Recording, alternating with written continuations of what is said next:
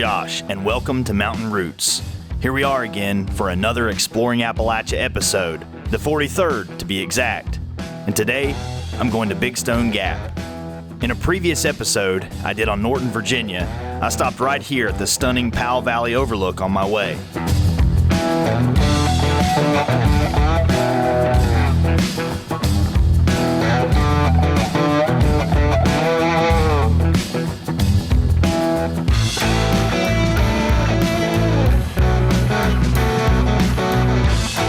Big Stone lies at the confluence of the Powell and South Fork River and is surrounded by Jefferson National Forest.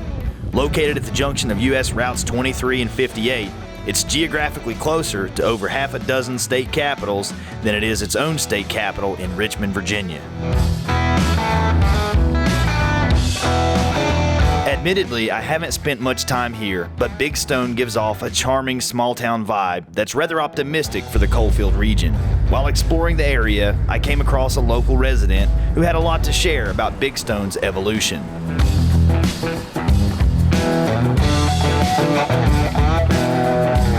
My name is H. William Smith. I go by Bill, and H is my entire first name. It doesn't even get a period.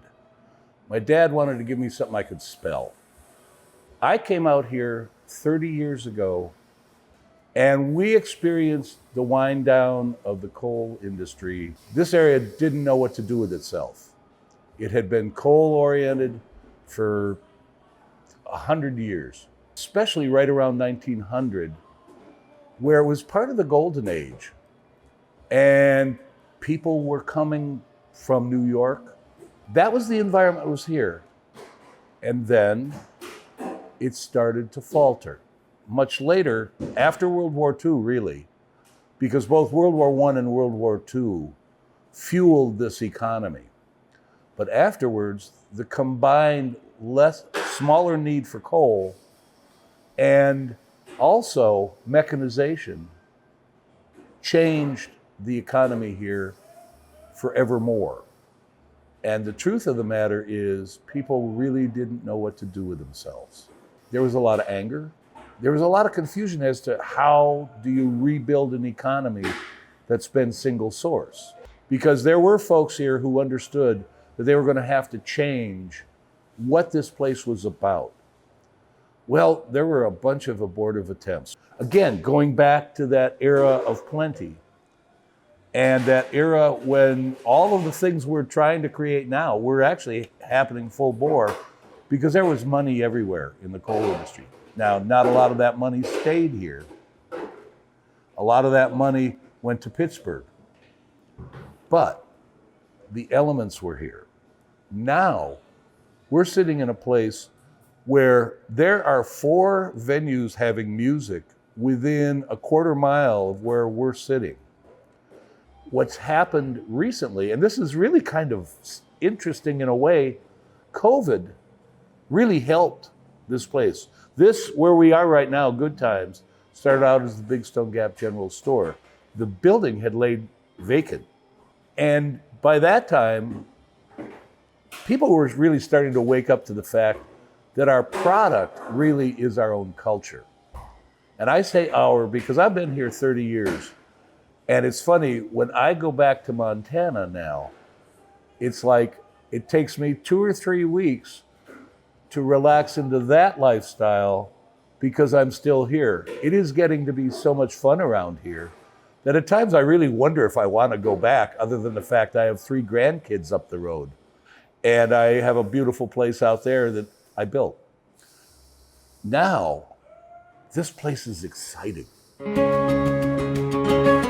Bill possesses a wealth of folk tales and local history. I learned quite a bit in my time talking with him, recounting Big Stone's past, its struggles, but also its committed efforts to forge a new course for its future. Bill has a lot more to share, so keep an eye out for a much longer conversation with him over on the new Storytellers of Appalachia YouTube channel and Facebook page.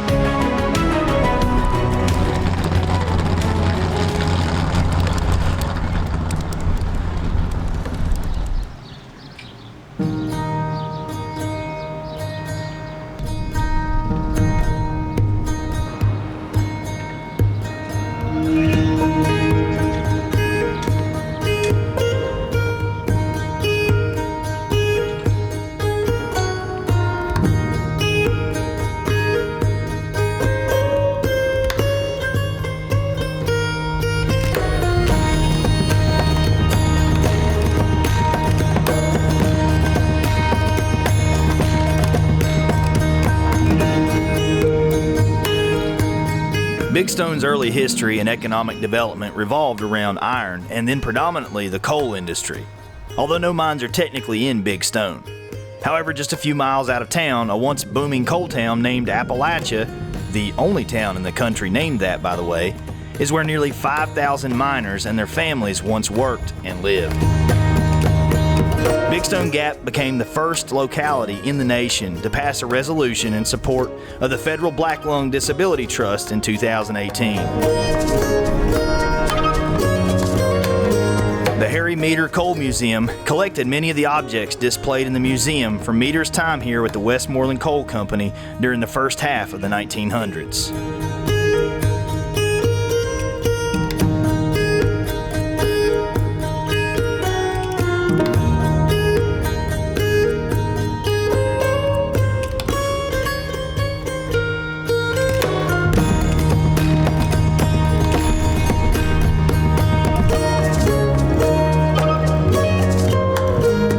Also find the Southwest Virginia Museum in Big Stone Gap, which is run as a state park and dedicated to preserving the history of the southwestern part of Virginia.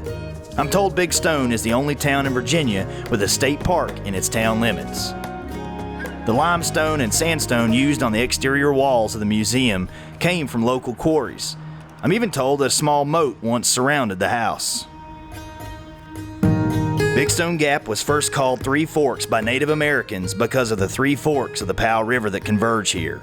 Later, after more pioneers and settlers moved into the area, it became known as Mineral City, before officially becoming known as Big Stone Gap in the late 1880s.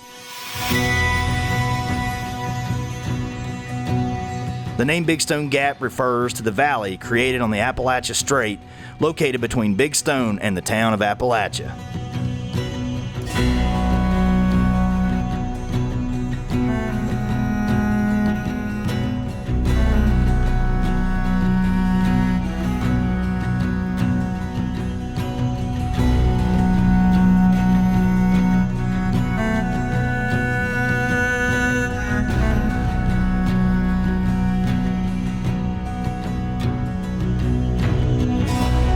I found out Big Stone Gap has also been the home of multiple best-selling authors, like novelist John Fox Jr. He wrote the famous Western love novel Trail of the Lonesome Pine. Set in the Appalachian Mountains between two feuding families, the book was written in the early 1900s, but I learned that Fox rode with Teddy Roosevelt and his Rough Riders during the Spanish-American War, as did one of my own ancestors. Fox did this to record events, find inspiration for his own writing, and likely help Teddy get elected president. John Fox had the same publisher as Ernest Hemingway. Another more recent author, Adriana Trigiani, wrote a New York Times best-selling novel titled Big Stone Gap, which was made into a movie in 2014 with the same title. Actresses such as Whoopi Goldberg and Ashley Judd starred in the movie, shot on location right here in Big Stone. Big Stone Gap plays host to an outdoor drama that's in its 60th year of production. Adapted from the Trail of the Lonesome Pine book and seen in the movie Big Stone Gap, as are several businesses and locations around town.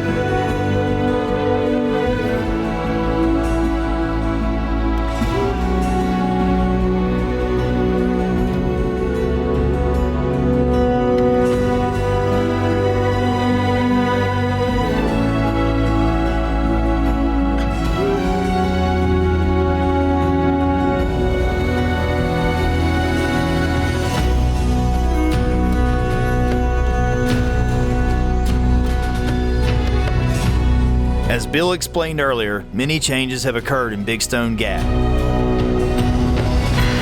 And in recent years, the once fierce local rivals Powell Valley High School and Appalachia High School were consolidated to form the new Union High School.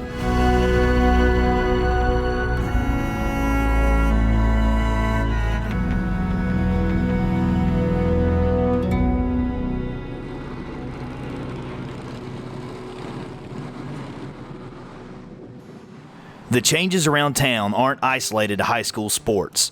No, they appear to extend in many directions, from a growing music scene with multiple venues to thriving and budding local businesses.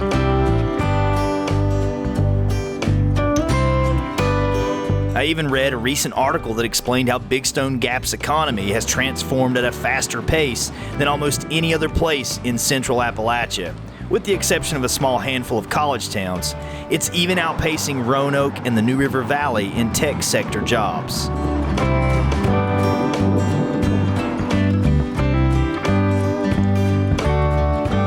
While I was here, I found a great local coffee and sandwich shop that I highly recommend if you visit.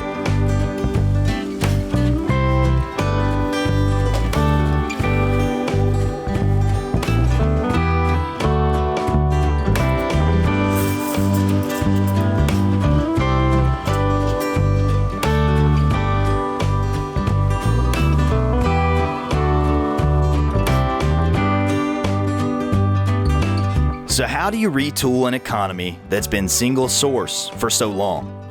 Well, I don't claim to have the answers, but I think you know it when you see it. And I believe that's what I've witnessed here in this town. Big Stone Gap seems to be figuring out the equation.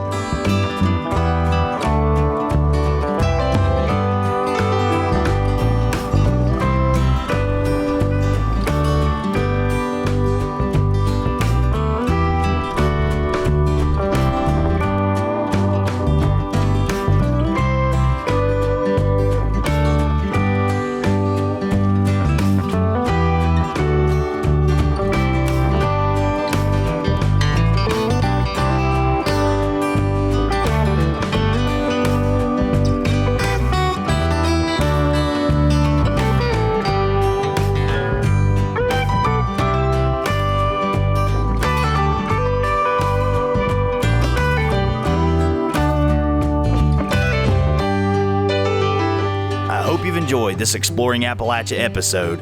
Keep an eye out in the months ahead because this town will also be featured in an upcoming television show I'm producing for PBS Appalachia.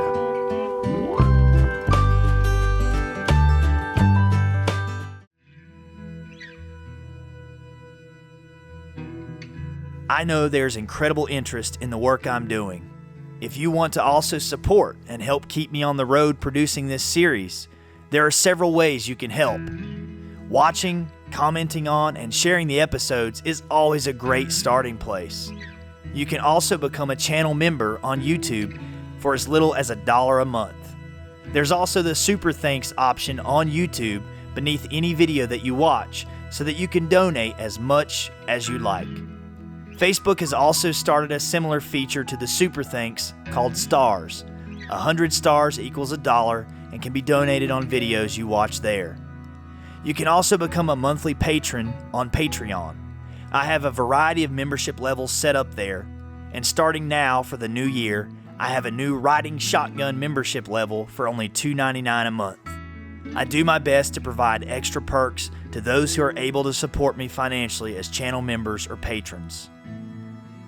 Thanks again for all your interest and support in Appalachia, its many incredible places, fascinating people, and their remarkable stories. This is all something I think is worth sharing.